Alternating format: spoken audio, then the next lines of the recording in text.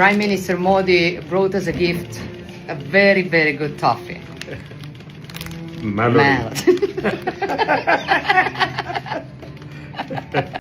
മെലോണിയും മോഡിയും ചേർന്നാൽ melody. Social media ഹാൻഡിലുകളിൽ വീണ്ടും trending ആവുകയാണ് ആ ഹാഷ്ടാഗ്. പ്രധാനമന്ത്രി നരേന്ദ്രമോദിയും ഇറ്റാലിയൻ പ്രധാനമന്ത്രി ജോർജിയ മെലോണിയും തമ്മിലുള്ള സൗഹൃദത്തിന്റെ വാർത്തയാണ് പുറത്തുവരുന്നത്. റോം സന്ദർശനത്തിനിടെ ഇറ്റാലിയൻ പ്രധാനമന്ത്രി ജോർജിയ മെലോണിക്ക് ഇന്ത്യയിൽ നിന്നുള്ള സവിശേഷമായ ഒരു സമ്മാനം നൽകി ഇന്റർനെറ്റിലെ മെലോഡി ട്രോളുകളെയും മീമുകളെയും കയ്യിലെടുത്തിരിക്കുകയാണ് പ്രധാനമന്ത്രി നരേന്ദ്രമോദി. പാലയുടെ പ്രശസ്തമായ മെലഡി ടോഫിയുടെ ഒരു പാക്കറ്റാണ് മോദി മെലോണിക്ക് സമ്മാനമായി നൽകിയത്. പ്രധാനമന്ത്രി മോദിയിൽ നിന്നും ഈ പ്രത്യേക സമ്മാനം സ്വീകരിക്കുന്നതിന്റെ രസകരമായ നിമിഷം ജോർജിയ മെലോണി തന്റെ സോഷ്യൽ മീഡിയ അക്കൗണ്ടിലൂടെ പങ്കുവയ്ക്കുകയും സമ്മാനത്തിന് നന്ദിയെന്ന് കുറിക്കുകയും ചെയ്തു. ഇരു നേതാക്കളും തമ്മിലുള്ള ഊഷ്മളമായ സൗഹൃദത്തെയും കെമിസ്ട്രിയും സൂചിപ്പിക്കാൻ സോഷ്യൽ മീഡിയ ഉപഭോക്താക്കൾ പലപ്പോഴും മെലഡി എന്നൊരു ഹാഷ്ടാഗ് ഉപയോഗിക്കാറുണ്ട്. ഇന്റർനെറ്റിലെ ഈ തരംഗത്തെ അതേപടി ഉൾക്കൊണ്ടുകൊണ്ടാണ് മോദി മെലോണിക്ക് ഇത്തവണ മെലഡി മിഠായി തന്നെ സമ്മാനിച്ചത്. മെലോണി പങ്കുവച്ച വീഡിയോയിൽ പ്രധാനമന്ത്രി മോദി എനിക്കായി വളരെ നല്ലൊരു ടോഫി സമ്മാനമായി കൊണ്ടുവന്നിട്ടുണ്ടെന്ന് മെലോണി പറയുന്നത് കേൾക്കാം.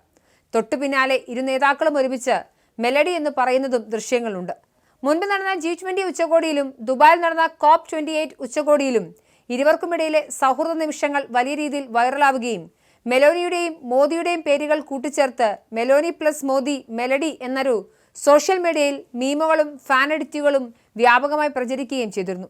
ഈ വീഡിയോ വളരെ ക്രിയാത്മകമായി ഉപയോഗിച്ചിട്ടുള്ള ഈ നേതാക്കൾ അവരുടെ പുതിയ വീഡിയോയും ഇപ്പോൾ വളരെ രസകരമായി തന്നെയാണ് സോഷ്യൽ മീഡിയയിൽ പോസ്റ്റ് ചെയ്തിരിക്കുന്നത്. എന്നാലും ഇന്റർനെറ്റിൽ ഇത് വീണ്ടും തരംഗമായി മാറുകയാണ്. മുൻപ് കാനഡയിൽ നടന്ന G7 ഉച്ചകോടിക്കിടെയാണ് ഇരു നേതാക്കളും കൂടിക്കാഴ്ച നടത്തിയത്. മെലോണി മോദിയെ അഭിനന്ദിക്കുന്നതും അനുകരിക്കാൻ ശ്രമിക്കുമെന്ന് പറയുന്നതുമായ വീഡിയോ വൈറലായിരുന്നു.